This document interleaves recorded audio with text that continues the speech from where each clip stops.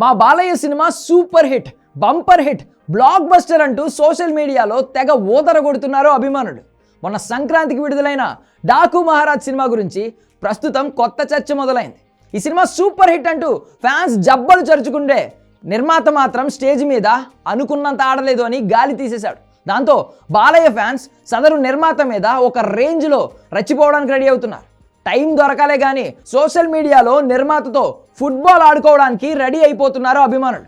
మా బాలయ్య సినిమాను నువ్వు ఆడలేదంటావా, సినిమా సూపర్ హిట్ అంతే అంటూ వార్నింగ్ ఇస్తున్నారు.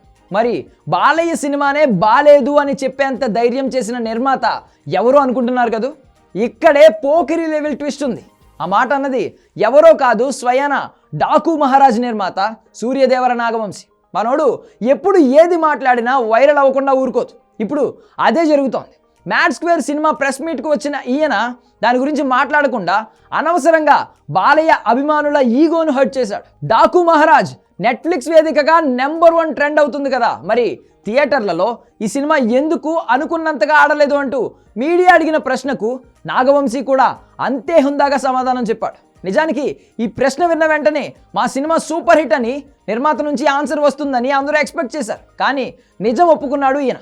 డాకు మహారాజ్ ఏ ఏరియాలో ఎంత వసూలు చేయాలో అంత వసూలు చేసిందని, కాకపోతే సంక్రాంతికి వస్తున్నాం లాంటి సినిమా పోటీలో ఉన్నప్పుడు మా సినిమా కాస్త తక్కువగా వసూలు చేసిందని క్లారిటీ ఇచ్చాడు. అందుకే బాలయ్య సినిమా అండర్ పర్ఫామ్ చేసిందన్నాడు నాగవంశి.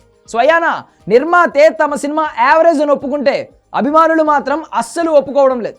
మాకు పోస్టర్ మీద 150 కోట్లు కనిపించింది కాబట్టి ఇది బ్లాక్ బస్టర్ బొమ్మ అంటున్నారు. అసలే ఈ మధ్య టాలీవుడ్లో పోస్టర్స్ టాపిక్ ఎక్కువగా నడుస్తోంది. అందుకే నిర్మాతలు ఏది చెప్పినా నమ్మొద్దు అంటారు.